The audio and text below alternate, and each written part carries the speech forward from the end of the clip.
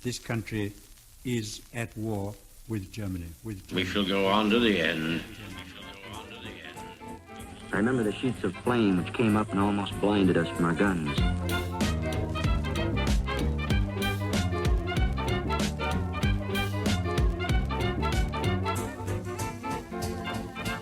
Welcome to the World War II podcast. I'm Angus Wallace. In the early stages of America's involvement in the Second World War, the US Army began forming a new kind of fighting force. Elite units trained for speed, surprise and special operations behind enemy lines. These were the first Army Rangers, inspired by British Commandos and destined for some of the toughest missions of the war. In this episode, I'm joined by historian and author Mir Bahmanyar to talk about the formation and deployment of these early Rangers from their beginnings in North Africa and Sicily to the fateful engagement at Cisterna in 1944. A battle that ended in disaster for two Ranger battalions.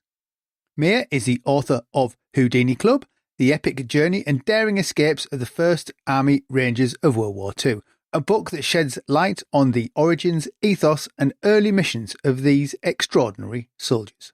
Let's start with the formation of the Rangers. I hadn't really thought much about them and had just assumed, foolishly, that they were a unit of the army that had been there forever. But it's General Truscott who requests the 1st Ranger Battalion to be activated. What was Truscott wanting when he put in that request to form a new unit? I think the Americans knew they were going to enter the Second World War eventually, because they had been rehearsing, doing large-scale maneuvers in the 30s, late 30s even, and they federalized all these local National Guard units. So I think the Americans fully knew they were going to go into war years before they did. But what the Americans needed, or what the job was of Marshall, the guy in charge, was basically that the Americans were green. They had no combat experience. They needed somebody who could go out there with the British, who had been fighting the wars behind enemy lines at times, things like that. And they needed to have Americans learn the way of war and get bloodied. And then these Americans were going to go back to their original units and spread their experiences.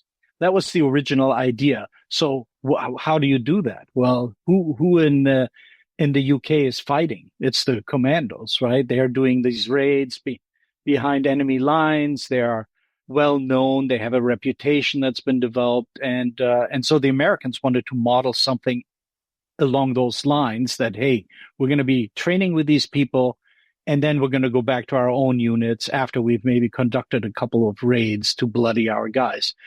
So there were a couple generals or officers at the time involved in this. Conway was one, and Cheney was the other, along with Truscott. But these other two officers were attached to the British Commandos, to headquarters, and they sort of learned the infrastructure of how things were done and what the purpose was of these commando units. And Truscott then was tasked with raising this unit by Marshall. He comes and visits basically Northern Ireland. He visits with commandos, things like that. And Darby actually accompanies him. So this is a neat little interesting thing that Darby's actually assigned to Truscott while Truscott is visiting the UK. So the Americans wanted to have some experienced guys. So they want to create this provisional unit modeled after commandos. And what Cheney and Conway and Truscott ultimately approved was this Ranger unit would be modeled after British Commandos, but with American equipment. So instead of having a Bren gun carrier, we'd have Jeeps. We'd have our small arms, things like that. And no way in hell were Americans going to take commando as a name. I mean, that's a Boer War related thing. So the Americans were going to do that. And, in American military history, we've had Rangers, even though they're English. We've had Rangers in the French Indian War and before, 17th century on. So they settled eventually on the name Rangers. How they came about that, I don't really know. There's some mystique around it. Supposedly some journalist made that recommendation, or maybe it was the movie Northwest Passage with Spencer Tracy.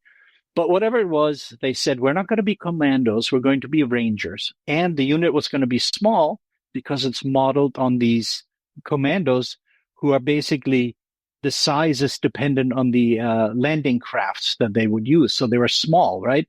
So on average, for example, a Ranger company would have 70 men, whereas an American infantry regular company would be close to 180, 200, something like that.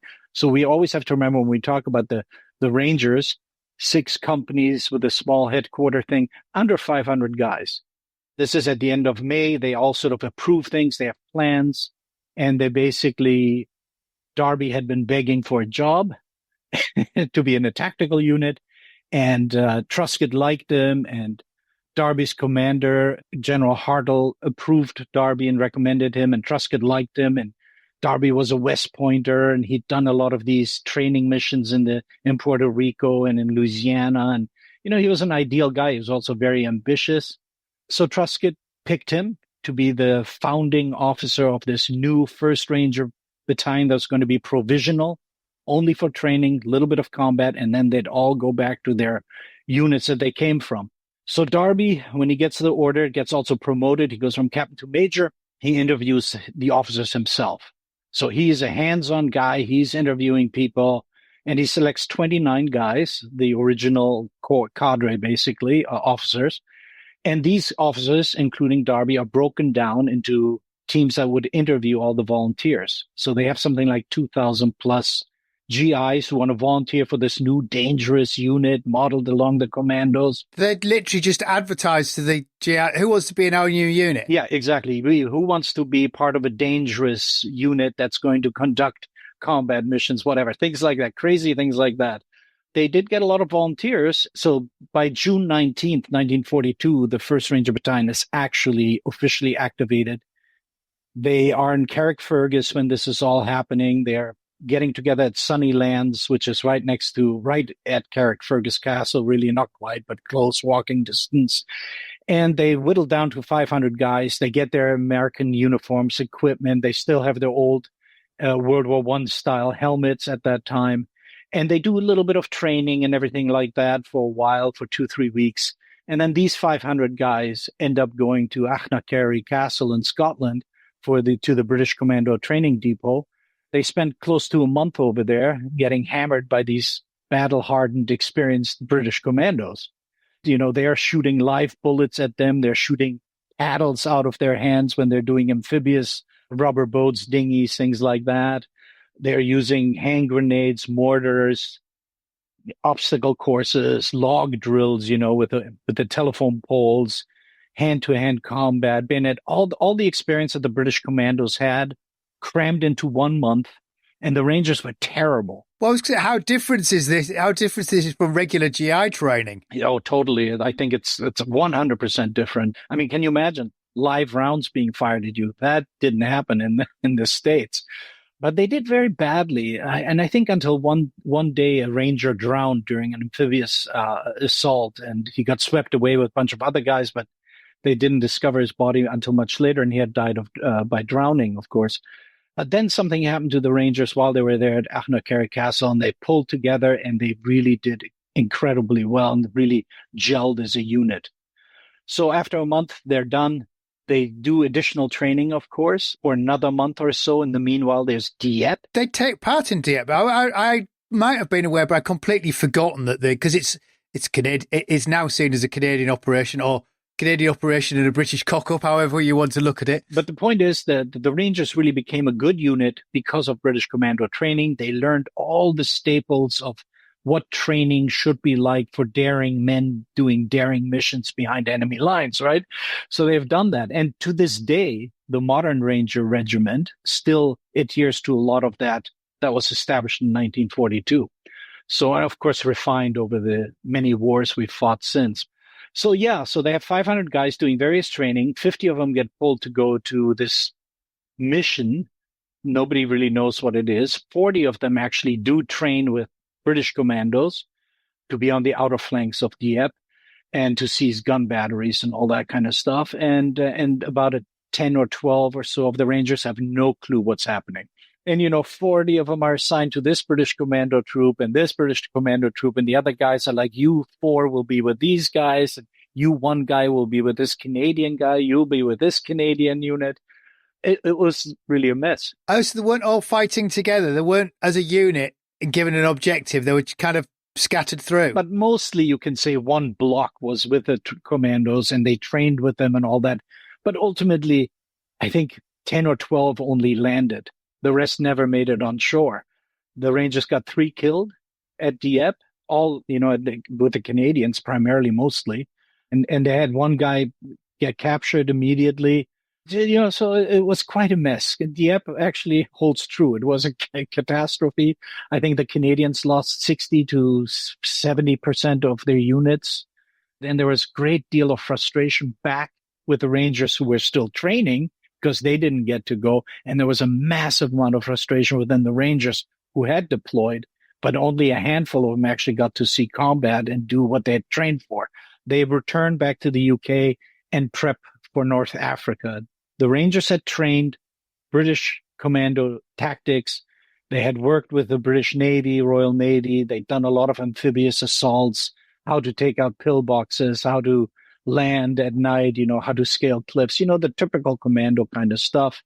And they didn't really get to do that at Dieppe. So did it get reported, the Dieppe raid in the States? Did it get reported back at home? I mean, with the American involvement? Yeah, actually, the interesting thing is, one of the things I discovered is that the Rangers became the face of Dieppe.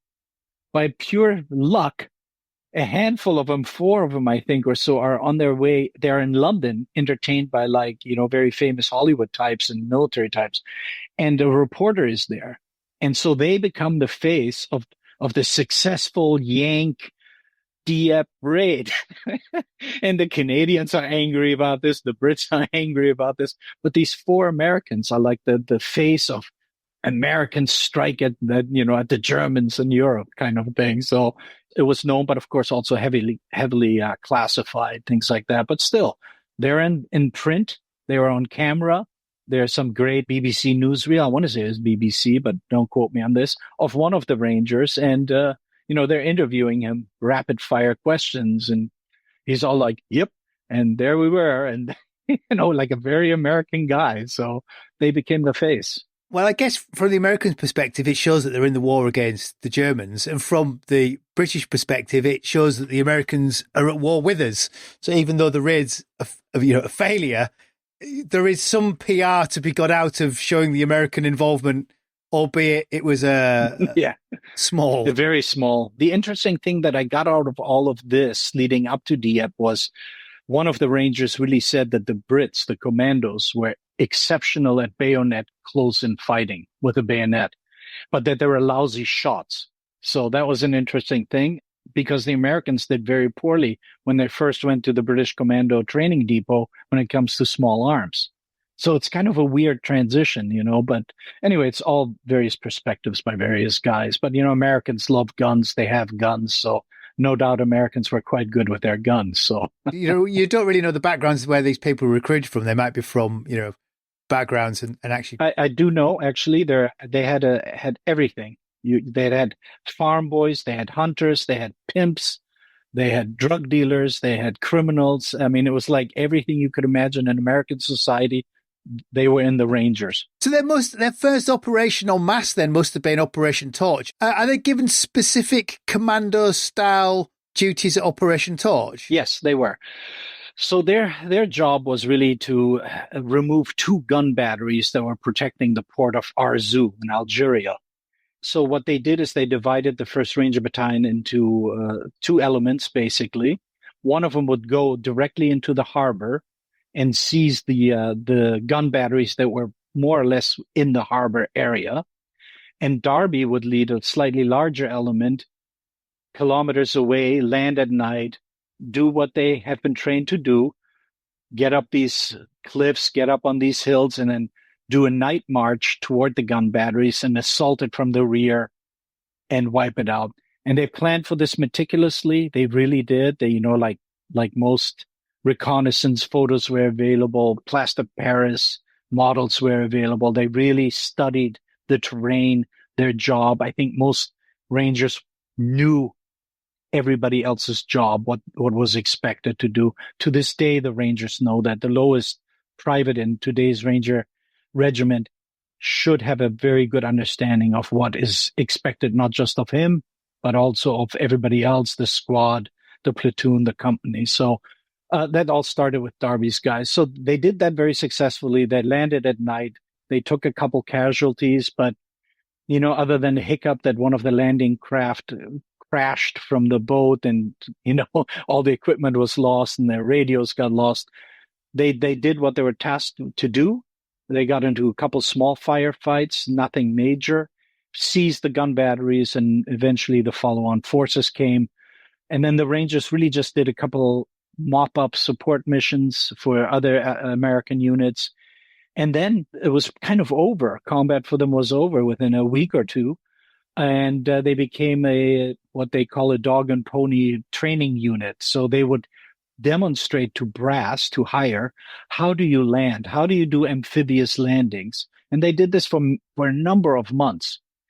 And it was so irritating to a lot of Rangers. They lost over 100 Rangers out of 500 who basically quit or were discharged or gotten rid of or something, or also had injuries, whatever. They, not necessarily combat injuries, but like anything else, you'll probably have a broken leg or whatever. They lost a lot of people. They lost 20% of their unit because nothing was happening. That's a lot of well-trained men that you now have to train up again. Yeah, absolutely. And the other interesting thing is they really had some terrible guys in the unit. Terrible is not necessarily the right word, but rebellious, don't tell me what to do kind of guys. And one of them, I want to say he might have been a deserter at one time who came back, or he was just complaining about everything. And he got into, at that time, Darby's face. This is North Africa still. I think it's in Algeria. In his face, and was absolutely disrespectful and challenges Darby to a fist fight. So Darby takes off his jacket and beats the crap out of the guy. Think about that. Your officer actually strong enough to take out. But, that speaks well of the First Ranger Battalion, because the officers did the exact same training as the enlisted. There were no shortcuts here for the officers. So anyway, I found that interesting. 100 guys basically had gotten rid of, replacements come in, and Darby was a stickler for discipline, really a stickler, to the point where his executive officer, Hermann Dammer, of German ancestry, basically always had to interfere and say, hey, look, if you discipline every single person you want, you'll have nobody left. That should tell you something about the Ranger Battalion at the time. So, but anyway, they get 100 guys back. They train them up, and, it sort of does develop a two-tier system eventually, because there will always be the original Darby's Rangers who were at Carrickfergus and trained with the British Commandos, to the 100 replacements, and eventually they expand to 2 more battalions. So it's a two-tier system eventually, although they try not to, but you can't help it. I just know how this goes. Do they develop a Ranger training school in the US, or does everyone come through via Scotland? What happens is they do so well. They receive good reports. Brass thinks highly of them. Look how great they did at our zoo. So they create the 2nd Ranger Battalion, the one at Normandy in the United States. Interestingly enough, a couple of the damaged Ranger officers, maybe enlisted guys, also went to this 2nd Ranger Battalion to train them up. So they became training cadre. Not too many, but a handful of them did that. So the 2nd Ranger Battalion stands up in the U.S. Now the war has moved on in North Africa towards Tunisia. And the 2 really main things the Rangers do and set their standard and really excel and really become the great unit that they are is at Senet Station and El Guitar. And this involves nighttime marches over mountains and treacherous terrain and assaulting positions from behind, right? Taking strong points that are defended in this case by Italians, who, by the way, have been abandoned by the Germans, who took all their equipment, the good equipment, back to the Germans to be more of a reserve force. So the Italians are left out there, and they put up a reasonably stiff fight at both places. They're completely surprised. Would you expect a couple hundred guys in painted faces, wool caps, crawling down mountains and taking you from the rear? No, you don't expect that. You're looking down the plains. So the Rangers did a phenomenal job arriving, and then everything is hand-to-hand combat at that point. Bayonets, the officers are using pistols and knives, the Fairbairn Sykes commando knife, and it's close hand-to-hand battles. And I saw the original commando knife of one of the officers, Roy Murray, and the tip of the blade had been broken. He had stuck that into an Italian, and it must have hit a bone, and it snapped. And his son, who retired out of Special Forces, showed me the blade. I'm just like, when you look at that, you're like, wow, it really is that close, you know? I mean, but anyway, so they'd done a remarkable job. And of course, you know, the Americans had taken a pummeling here and there, but the Rangers stand out for being a well-disciplined, tough fighting, close quarter battle unit. Classic light infantry stuff, all those batches. Yes, it is very well trained, classically light infantry stuff. And there's also debate about, are they an elite force? Are they a special force? Are they infantry? Darby in general always felt that they are a well-trained infantry unit, a very well-trained infantry unit. Whatever it is, they're a very good unit at this time. Even with their extra 100 guys that they've been training up, they go and they're tasked with raising 2 more battalions for the invasion of Sicily. Because, hey, look how great the 1st Ranger Battalion is. We now have the 2nd Ranger Battalion that's being trained in the U.S. So now we need the 3rd and 4th Ranger Battalion here in Africa, North Africa. And so they go to all the depots, replacement depots, and they draw up a bunch of guys. They create their own little training school, which now, of course, is superior to anything they had undergone, because not only did they have British Commando training, they have combat experience and major combat experience. So now they've created their own little Ranger training school, and they're training everybody up to a certain standard. The old Ranger Battalion, the 1st Ranger Battalion, is divided, where 2 companies each are assigned to each battalion, and then the rest is filled up with the new guys. So now you have the 1st, 3rd, and 4th Ranger Battalion. They're still all provisional. They are all supposed to eventually go back to the unit, which of course hasn't happened yet. We're talking 1943 by now. And Darby does not get a regimental headquarters, so he still commands 1st Ranger Battalion, and it makes it hard, right? You don't have the administrative logistical abilities. But anyway, so you have 1st, 3rd, and 4th Ranger Battalion, the Darby's Rangers.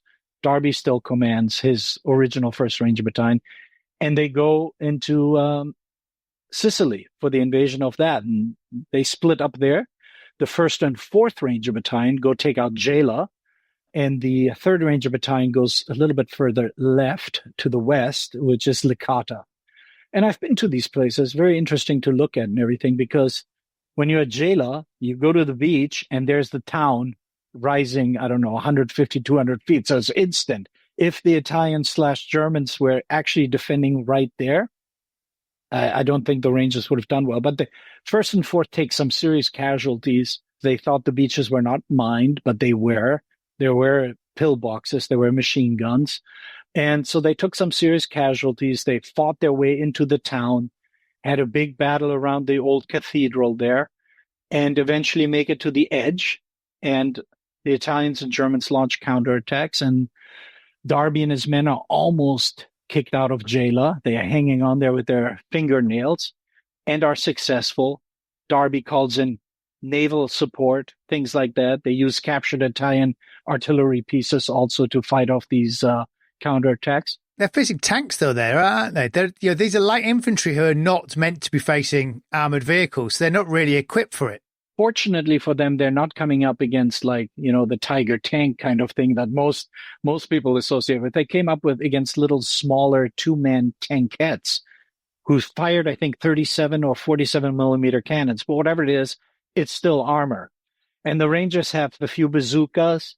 They have the sticky grenade, which is a British invention, right, where you crack the outer shell and it sticks to the thing and then blows up. And they had TNT blocks, and machine gun fire bounced off these tanks, so they had to go and physically close and eliminate them. Darby actually rides on top of one of the tankettes and drops a thermite grenade on top of it and jumps off it. So it's really leadership from the top at the front line. I mean, you have a lieutenant colonel taking a thermite grenade, dropping it on top of an Italian tankette.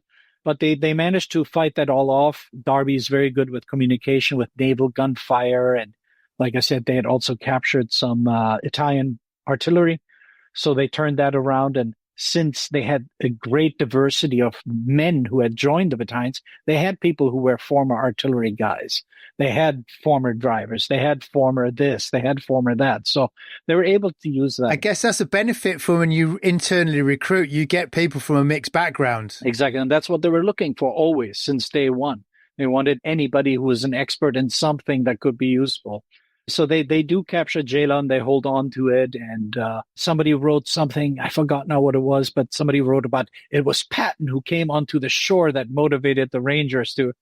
I'm like, yeah, I don't think so. But, anyway, and Patton is very loud and bombastic. And there's one counterattack that comes and he's telling one of the company commanders of the Rangers who are holding the outermost edge, kill those bastards, and that survives history. So they do a great job and they hold on to everything. And the Allies are slowly but surely landing, of course, and all that. On the western side at Licata, the 3rd Ranger Battalion lands near a big beach that is divided by a major rock that's sticking out that has a pillbox on it and some defensive positions. They land. They have to seize the high ground immediately. They do so successfully. They take Licata. They take very few casualties. Still, they encountered some resistance, mostly Italian resistance, and the Italians did not have nearly the material they should have had to defend Sicily proper. But I think overall they actually did quite a good job. I know people like to beat up on the Italians, but I think they did a good job in North Africa, given what they had, given their, you're dependent on some things, and they did a good job in Sicily. So the Rangers, 1st and 4th, are in Gela. 3rd is out further west. The 1st and 4th are tasked with pushing inland. They take out this insane mountain fortress. The surgeon for the Ranger battalions called it a Disney-like mountain fortress. And that's Butera. The assault is led by a really incredible guy called Captain Charles Schunstrom. He was either the bravest of the brave who should have won the Medal of Honor, or he was considered a psychopath, a wild man. So I think both.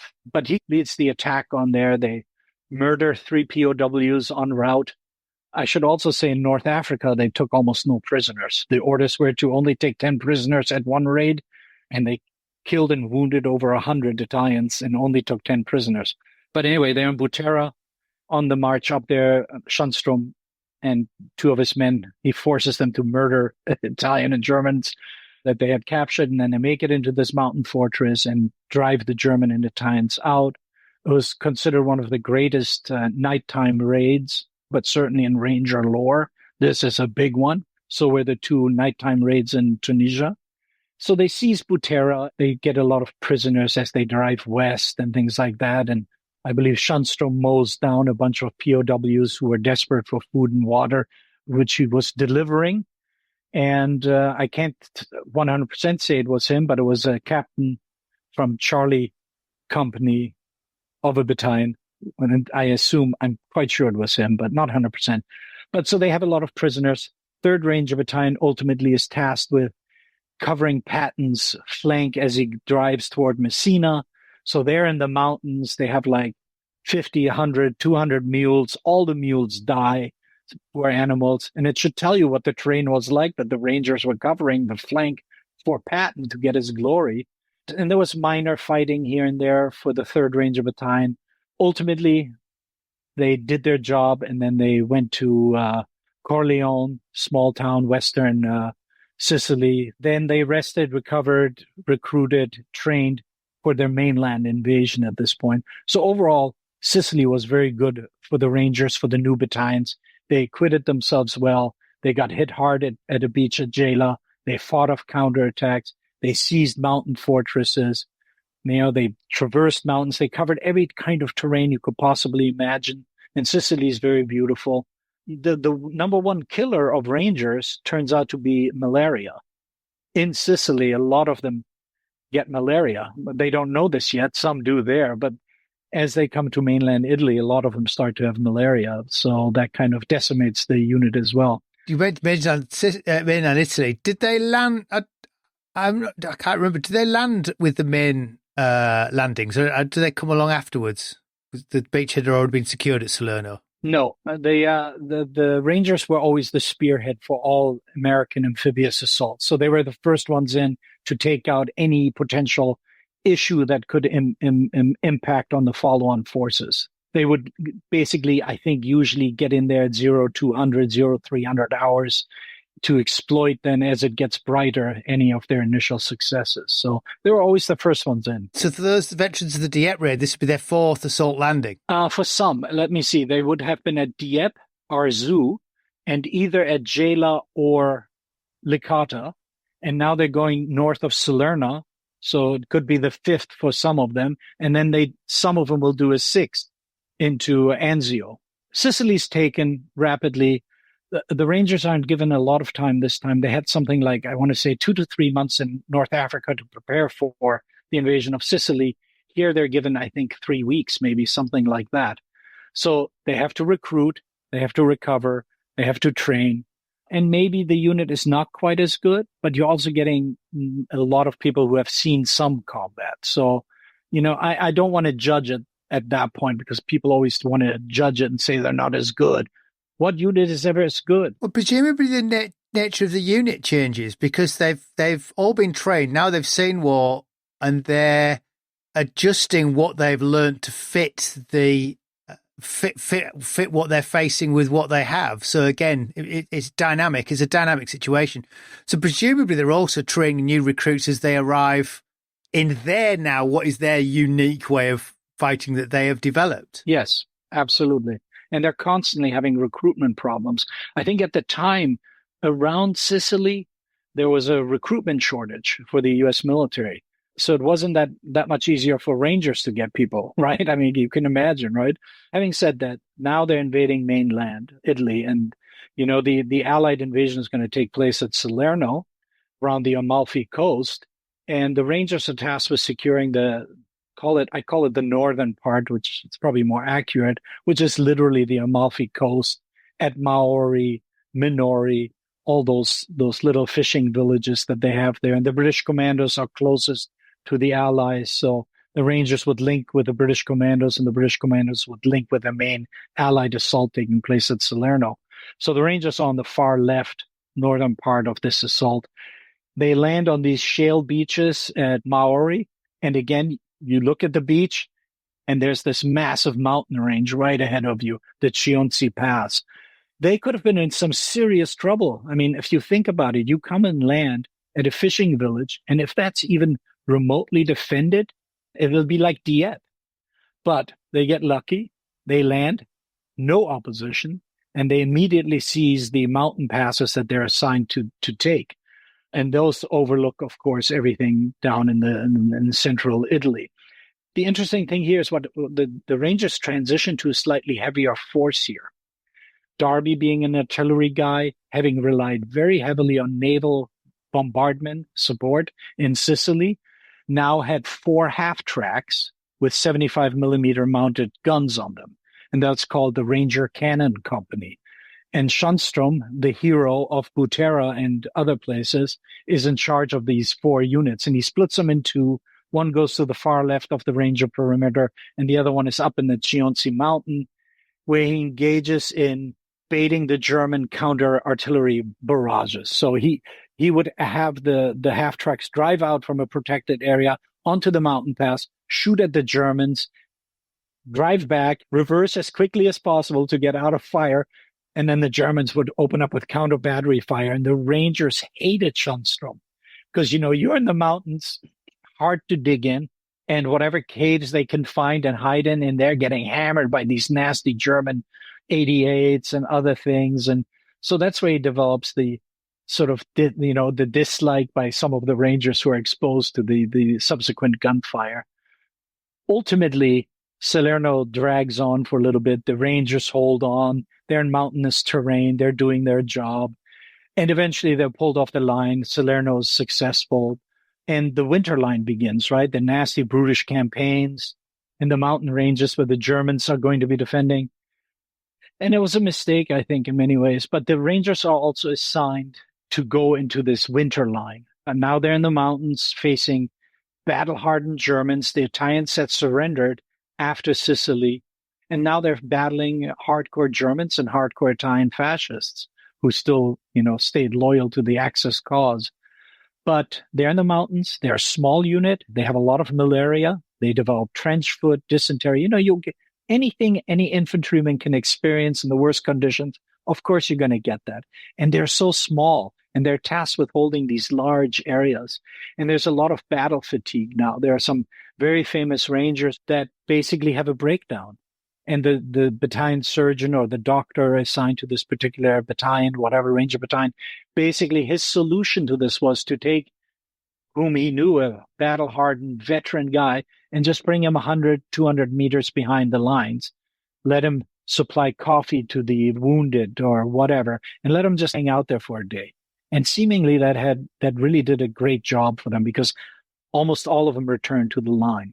And I'm not saying everybody had this, but there were cases of hardcore veterans. They were just done for that moment in life. They were done, and would of course return and all that. But it was hard fighting. Some of the guys got trench foot and would miss out on the destruction of the unit at Cisterna later on. Oh, so it makes you wonder how they felt when they were pulled out of the line again, because they're going to do yet another assault landing, this time at Anzio. Is that a moment of relief? Would that be a moment of relief for them of, oh, good heavens, not another assault landing? I think the amphibious assaults have been hit or miss, right? Some have been like no opposition whatsoever. And one of them has been like really horrible, like major casualties. Well, I think since Saving Private Ryan, we expect them all to be men getting murdered if they come out of the. That's not the case in most. But when it happens, it happens. So not much you can do about it. Yes, not to say it doesn't happen. It's just not necessarily the norm. So I think to answer your question, I think it's a relief to be pulled off the line, to get some proper food, rest, new equipment, and recover from the strain of combat and from the physical issues that you have now. And of course, the entire time they're trying to recruit more people, trying to fill their ranks. I don't know how many people expected it to be bad. I'm sure a lot of them thought, hey, some had been in Dieppe, some had been at Gela. Those were two nasty D-Day landings. So I think it's both. It's relief and anxiety that you're going to do another amphibious assault somewhere. But Darby, of course, being the good West Point officer that he is, commanding at one point during this fight around Maori and Salerno, north of Salerno, he was commanding something like 8,000 men. He didn't have a regimental headquarters. He had nothing, but somehow more and more units were pushed into his sectors, and he commanded a lot of people. But anyway, being the good West Pointer that he was, I'm sure he just took his orders and said, yes, sir, and planned for the landing at Anzio. And the purpose of Anzio was really to break the winter line, the German mountainous defenses that were stalling the Allied drive north, and to just come up behind them and then drive south and north to Rome and endanger the German rear, supposedly. But, they had 6, 7, 8 mountain defenses. So this didn't end. This was an ongoing onslaught. But they landed Anzio, easy, no problems. Right, let's take a break there. We'll be back in a moment. Anzio must have been a big thing for Darby, because at this point he's in charge of all 3 battalions with a regimental HQ. So for the first time, they're kind of fighting as a bigger unit. Yeah, one function, bigger unit. Yeah. Ultimately, it has always sort of been that since Sicily. Even in Sicily, he had some really excellent battalion commanders. When the 3rd and 4th stood up, he made Dammer, who was the executive officer, the commanding officer of 3rd Ranger Battalion, and Roy Murray was the 4th Ranger Battalion commander, who was also an exceptional. These guys are, I want to call them professionals, because they'd been in the military long before the Second World War broke out. So he trusted these guys, and they spoke to him, I think, fairly frankly. So he had good leadership in those positions. And also, the other thing I should point out, what was very good about Darby's Rangers is promotion from within. So you had a lot of enlisted guys who put in their time, who became officers, who got battlefield commissions, and they would lead by example. And they really were the glue that held a lot of this together also, because it's so hard to find an officer, bring him in to command guys who've been doing this since Dieppe, or at least North Africa. They go land in Anzio. It's very easy. They take the town. The Germans expected this. The Germans withdrew. It was very easy. They seized Anzio. They seized the neighboring town of Nettuno. And the Allied landings just kind of stall, because the Germans are rushing in defensive forces from all over Europe to near Anzio to try to stop this from happening. And the delay caused some problems, but call it a week later, sometime around January 29th, 30th, the Rangers are tasked with taking out this inland town that is a hub for the highways and railways, Cisterna.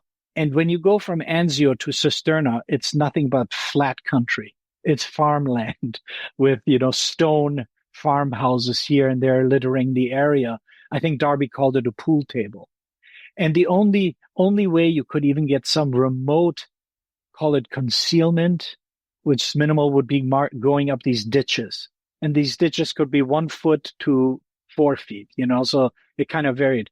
And so the Rangers were tasked with seizing Cisterna, seize this vital transportation hub, while on their flanks, the Allied army was pushing forward. Everybody had a job to do. But the Rangers were tasked with this vital hub that they had to seize. To that end, the 1st and 3rd Ranger Battalion marched, going along this ditch. They didn't have a lot of time to do reconnaissance. They didn't have a lot of time to recover their unit either and replace it with a lot of people. They did, but not nearly as much time as they had previously. And the 1st Ranger Battalion leads it at night. 3rd Ranger Battalion is behind them. And the order was, the 1st Ranger Battalion is to avoid all combat, get into the town, hold it, while the 3rd Ranger Battalion that's in their footsteps will eliminate any and all German resistance they encounter. 2 hours after this starts, the 4th Ranger Battalion will travel up this single road from a place called Conca to Cisterna. And their job was simply to come and reinforce and fight off any German counterattack that they would expect. Intelligence from the 3rd Infantry Division actually had it all right. What they got wrong was the actual analysis. So they knew German troops were here, Polish German troops were here, Slovakian German troops were here. They knew all this was happening. But the analysis was that the German main line of resistance was well past Cisterna. So the Rangers and the Allied advance would encounter no serious opposition, that they would seize their objectives and then would expect a German counterattack. So they just interpreted this incorrectly. The main line of resistance was right in front of Cisterna, and the Rangers ran right into it, and they eliminate a bunch of sentries with, that famous knife into the throat and push it forward and remove the sentries. They did that to a number of them. They avoided some German mortar troops, but one of the sentries they tried to kill let out a scream, and the Rangers rush forward to get to Cisterna, and they're like 150 Germans sleeping in their tents, in bivouacs, in the ditches, and the Rangers just go full speed ahead and just get into this nasty firefight, running through it, stabbing people, bayoneting people, hand grenades, automatic fire, and then eventually run into more and more opposition the closer they got to Cisterna. And there had been a small break between the 1st and 3rd Ranger Battalion, because the 3rd Ranger Battalion commander at the time, Major Alva Miller, and his command team got killed by a shell fired from a tank that was patrolling up and down this road they had to cross to get to Cisterna. So the Germans have armored vehicles up and down the roads that are encircling and are near Cisterna, to the south of Cisterna, facing the Rangers. They had a lot of troops. The Rangers ran straight into the main line of resistance, and it was just a turkey shoot for the Germans. So the Rangers basically ran out of ammunition. The 4th Ranger Battalion is trying desperately to push up this road. They maybe make it 500-800 meters at most, more than any other Allied advance, by the way, outside of the other Ranger Battalions. They cannot move ahead. They take serious casualties. Tank support is minimal. There is no air cover. It's impossible to call in naval support. For some reason, the radios were absent, and they didn't have people who could call in the fire, the naval gunfire, and it's just a mess. So the 1st and 3rd are basically in this triangle of death, right south of Cisterna. Maybe up to a dozen Rangers make it into Cisterna, get killed, of course, or wounded, or retreat. And so they're encircled by the Germans, getting battered. The Germans would fire up all their ammo go back to their depot, reload, come back, fire more. Rangers are running out. They're out of bazookas. They're out of sticky grenades. They're out of TNT blocks. And eventually, some Rangers start to surrender. There's a loudspeaker mounted on a German half-track that tells them to surrender. They'll shoot the Rangers. Some Rangers open fire at the Germans. And the Germans bayonet or kill Ranger POWs right then and there. And that happens a couple times. And then eventually there's something like 40 or 80 Rangers that are being marched toward the center of the defensive perimeter of the Rangers. And Schunstrom and another Ranger officer are looking at ambushing the Germans. But the guys that were with him opened up fire a little bit too early, so the Germans again start shooting at the Ranger POWs. And then all of a sudden the Rangers just break and start to surrender wholesale.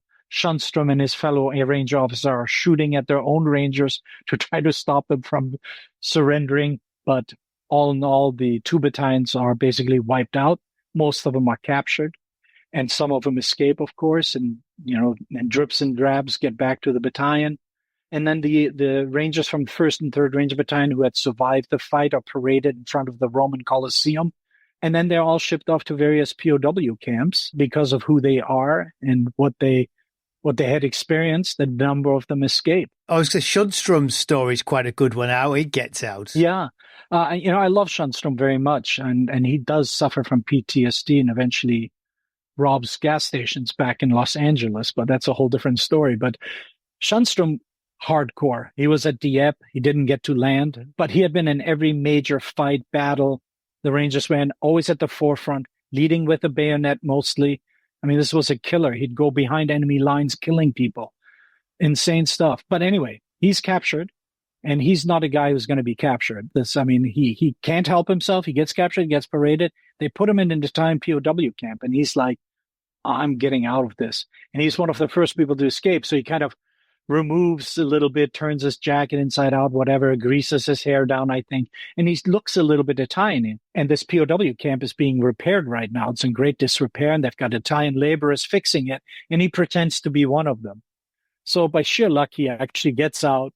And he spends the next, I want to say 4 to 6 months, I forget now exactly what, covering hundreds of kilometers, going across the Italian mountains, trying to escape, fighting with partisans against Germans and Italians. He really doesn't care too much for these partisans because they are not doing enough. And they're kind of holding him hostage almost because they can get more money from the underground because they have an American escaped POW who works with them. But he gets onto that, and he's a hard man. He's not a guy. This is not a guy you ever want to meet when you're on his bad side. But so he fights with them. He tries to train them here and there, and they eventually agree to let him. They try to transport him via a truck to another location where he can get to a port to get a ship to go to like Yugoslavia or something like that. And of course, a German guard opens the tarp of the truck to be met by Schunstrom with a submachine gun, killing him and a bunch of other Germans. And then everybody runs, and he takes off and hides in town where he gets a little bit of help here and there from various people. He's very cautious. There are Italian fascists everywhere. There are Germans everywhere. But eventually he pretends to be helping the Germans dig defenses as an Italian laborer. And he takes the opportunity and walks toward the Allied lines when the Germans aren't paying attention. A shot rings out, and he just hauls butt and makes it to the Allied lines. And he was gone a long time. Lots of partisan activity, killed a lot of people. And this is in the winter in the mountains of Italy. Hard man, very hard man. So that's Schunstrom in a nutshell. He tries to have a career after the war, and he has mental health issues. He's getting treated for malaria, things like that at the army hospital, and gets interviewed and basically tells his therapist, or whatever we want to call him back in the day, psychologist, that, he has nightmares. He can't forget things. He was always afraid when he went behind enemy lines when he was in combat, but he didn't want his men to see that. And he always felt absolutely horrible when one of his men died. He's like, why wasn't I there? If I had been there, he wouldn't have been killed. And he said he had a need to go at night behind enemy lines to kill people. And at one point he had enough, and he wanted to talk to Darby about this. Well, I think this was in Italy before Anzio. but don't quote me on that. And Darby didn't want to hear from him about any of his mental health issues or whatever, battle fatigue, PTSD. After the war, he goes to LA, tries to be an actor. He tech advised a couple movies, can't get into the unions, and goes and robs half a dozen gas stations at gunpoint, goes to trial, and it's the first criminal defense using PTSD. And the judge finds him not guilty by temporary reason of insanity, and he completely blames the government for failing its veterans to support them properly after the war. That's Sundstrom. And he dies a drunk at age 50, I think it is, in 1972 in Buffalo, New York. That's Sundstrom. But Cisterna, the POW stories, other Rangers, they're being shipped to go from Italy to Germany, and you don't want to be in Germany in a POW camp. So Rangers would either have smuggled out a little knife, or they'd just be using whatever they had on them or their own hands, and they try to dig holes into these wooden planks of these boxcars, and they had little windows that were reinforced with barbed wire, and a couple Rangers picked up a really small Ranger and used them as a battering ram to punch through the barbed wire and whatever else wood that was blocking their exit, and then they'd pile in one at a time out that window and jump off as the train was slowing down or accelerating, whatever it was, and they would often travel in pairs. So, and there were lots of guys who would spend months in Italy helping Italian families being protected or almost getting captured. It's amazing how much help they got from the Italians. And they had to be on the lookout always for the Italian fascists. And what's interesting, one guy recounted how he's hiding for a long time in this field and eventually in a cave that they had built out. And he said the Italian villagers had a whistle system, whistling without an actual whistle, where they could tell you exactly who was coming and from where. I mean, think about that kind of system in a village. You're whistling a certain tune. That means the Germans are coming from the southeast or whatever it is, right? Or from this thing. So this was interesting. So a bunch of these guys escaped like that. Some of them got recaptured. Others waited it out until the Allies came. Others tried to get south to go to wherever, to Allied lines. So you have a bunch of stories like this. And then you have stories of guys who end up in Germany, horrible conditions. I mean, well, you can imagine. One of these guys who tried to escape 3 times and was finally successful the third time, Clarence Goad, I think. He ends up in a POW camp, Soviet POW camp, and the Germans were starving the Soviets because also at this time in the war, they had no food, right? And he recounts a story where they managed to get a German shepherd from one of the guards to come close to the fence, and they ripped the dog apart and ate it raw. That's how desperate these people were. Goad becomes part of the burial detail, and he buries like 10 to 20 guys and then a little, I think, crate that he uses, whatever it is. And he says many of them were still alive, and we just dumped them into these pits, and the Germans would bury them. So he experienced that. He tried to escape a few times. They sent him to a farm camp, where they would work as field hands for the German agriculture. And they had guards there too. He tried to escape, got captured, had his teeth kicked in, got beaten, tortured, abused, threatened with death, of course. And finally, as the Soviets advance from the east and the Germans are starting to crumble all along their fronts, the POW camps get emptied with prisoners, and they're being marched to the west. He makes good his escape, runs into trouble with some Soviets, Lithuanians, whatever. They don't treat him very well, but as an ally. But he hoofs it for, I don't even know how many hundreds, if not thousands of kilometers through the Ukraine. He's supposed to go to Russia, to Moscow, and he's not going to go there. They tell him to go there. He's like, I'm not going to go there. And then he makes it down to Crimea. I want to say Odessa, maybe, whatever port. He sees an American ship in the port. He just can't believe. He weighs like 70 pounds or something at this point. His teeth are all bashed in. The Soviet guards, a female guard, wouldn't let him get on board. And he looks at the sailors, the American sailors, and they're like, nothing we can do here. So he gets taken to the commander, the Russian commander, who mock him mercilessly and make him strip down to his underwear, I think, or nothing, and gave him a dirty blanket. He wrapped himself in it, and then he went on board of the ship. where they, of course, welcomed him and they tried to give him food and he passed out. But he survived the war. And at the end of the war, in one interview, he was asked, why did you try to escape so often? Because, look at what happened to you. It's horrible. He goes, well, it was my duty. I don't know. I don't know if I could be that guy. I think I would escape just out of sheer fear. I don't want to die here. I might as well take my chances there. But he said it was his duty. And I found that always very interesting. So there are lots of great POW stories, and they were nicknamed after the war the Ranger Houdini Club, because some of their escapes were really miraculous, right? Or magical. So it makes it sound like Italy was rife with rangers on the run. Yeah, it was. And also in Germany and Rome, you have some real interesting intelligence gathering by rangers in Rome and helping with the underground and the OSS. It's like really just everything, right? And tying down, of course, German and Italian forces. So because essentially it's catastrophic in Cisterna for them, isn't it? And they all get bagged together. They presumably are all, I don't mean escaping together, but they're all escaping within a sort of a short period of time. The Rangers are off. They're off again. Where is he, Ranger? Yeah, for sure. I mean, it's part training. It's part of the mentality. There is one ranger, to be fair, an older guy who escaped, who said there were some young rangers in here who just were crying and couldn't do anything. And he goes, I grew up tough in Brooklyn on the streets.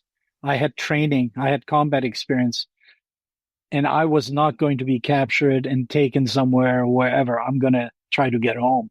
So there were some who couldn't do it, some of the younger ones. But I think there are also young ones who were just, different mindset. And I think the ranger training, the ranger combat experiences, that sort of, we can do it. Look at this thing we've accomplished. I think that helped a lot actually in their escapes. So was that it for Darby? He's lost his units. I mean, can they reconstitute them? The interesting thing is, if you know anything about the 1st Special Service Force, the Canadian-American Special Unit, they were going to get disbanded because they had manpower shortages. So voila, as they say in France, here are Darby's guys getting mostly wiped out and captured, but there's a whole 4th Ranger Battalion, plus, of course, all the injured and sick who are slowly coming back from various theaters of operations, right? Back to their home, which they see is no longer there. A lot of these rangers who didn't have enough time end up joining the 1st Special Service Force, the Black Devils, and then they get disbanded. And a lot of these original veteran rangers, they get shipped home and the battalions get deactivated formally. But Darby gets, right while they're around Anzio, he goes to the 179th. Eventually he goes back to Washington, D.C., where he gives lectures on using naval support for gunfire, things like that. Very interesting treatise on that, actually, that have been recorded. And then he gets shipped out to the 10th Mountain Division, still in combat in northern Italy. I think the commander had gotten injured. He was wounded. And so Darby takes over. He's out in typical Darby fashion at the front with his command staff, shades of 3rd Ranger Battalion at Cisterna, where they get hit by a tank shell. And they get hit by some kind of artillery, and a small piece of shrapnel penetrates and hits his heart, I think. And he dies within a few short moments, seconds after that. So, and 2 or 3 days later, the Germans surrender in Italy. That's what happened to Darby at that time. So, yeah, I don't mean the legend dies with him, but it's funny how it's perhaps that it's the Rangers at Omaha are able to eclipse them in popular memory now because of these losses that they take in Italy. Yeah, the interesting thing about Cisterna, people always make excuses here and there and all that. But really, you run into the main line of resistance of hardcore German units, and you basically punish them enough that the Germans have to actually postpone their planned counterattack, which was going to happen the following day or 2 days later. That's how many casualties they took. So I think the Rangers really got their money's worth, or the Allies got their money's worth out of the sacrifice. I think the problem ultimately with Normandy is it's very sexy. You have Spielberg's movie and Band of Brothers, so Northern Europe is more interesting to some people.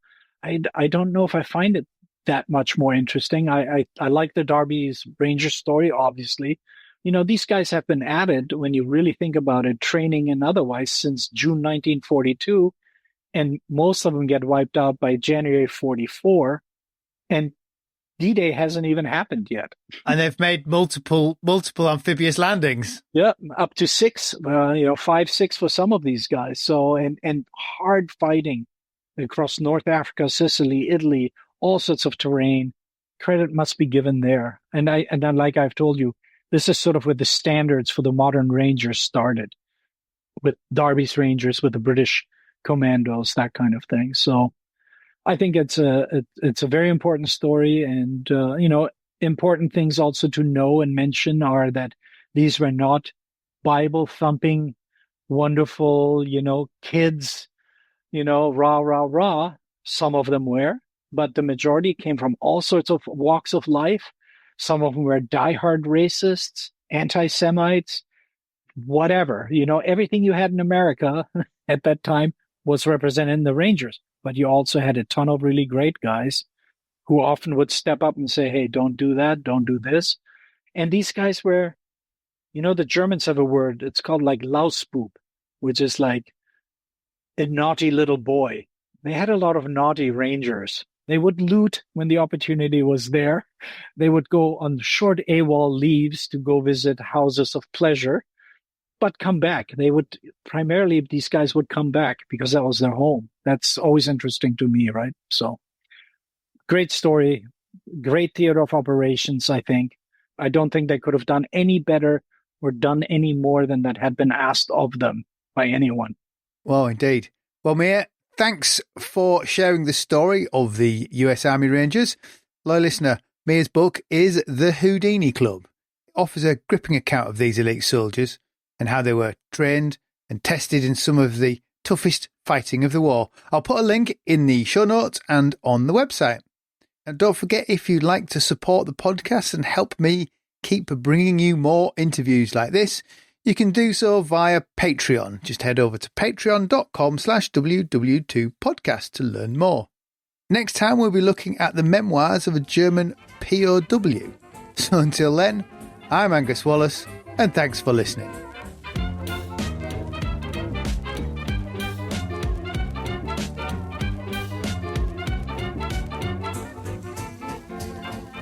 Jerry 88mm gun hit our tank and blew us the hell out of it. Stalingrad can never be repaired. As Allied Commander-in-Chief, I have granted a military armistice.